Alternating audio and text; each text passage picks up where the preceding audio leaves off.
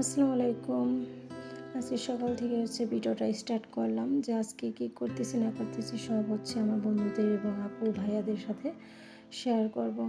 তো কাপড় চোপড় এক বালতি কাপড় চোপড় ধুয়েছি, ধোয়ার পরে ছাদে কাপড় চোপড়গুলো দিয়ে আসলাম এবং যে আমার মেয়ের জুতা এবং আমার জুতা এগুলো ধুয়ে নিলাম, কারণ মেয়ের স্কুলে যেতে হয়। তো শুক্রবার শনিবারই বন্ধ।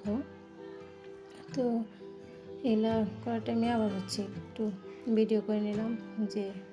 তারপরে মরিচ গাছটা অনেকদিন ভাবতেছি এটা ভিডিও করব আর করা হয় নাই। তো দেখেন কি সুন্দর, এটা মুম্বাই মরিচ গাছ। তো অনেক আসছে, কিন্তু দেখতে একটু অন্যরকম, কিন্তু অনেক সুন্দর।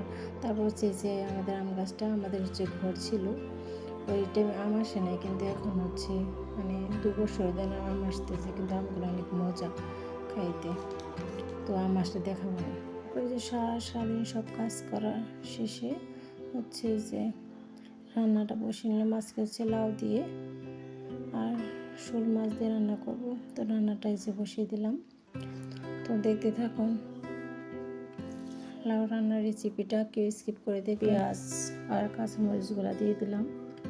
তারপর আস্তে আস্তে সব মশলাগুলো ছাড়বো, দেখতে পারবেন। আর শোল মাছ দিয়ে লাউ রান্নাটা অনেক মজা হয়েছিল।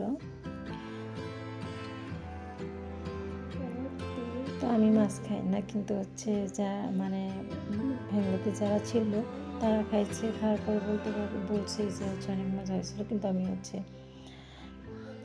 করে দেখি না। তো তারপর তেল দিয়ে দিলাম। তো এবার আস্তে আস্তে সব মশলাগুলো দিয়ে দেবো, দেখতে থাকেন।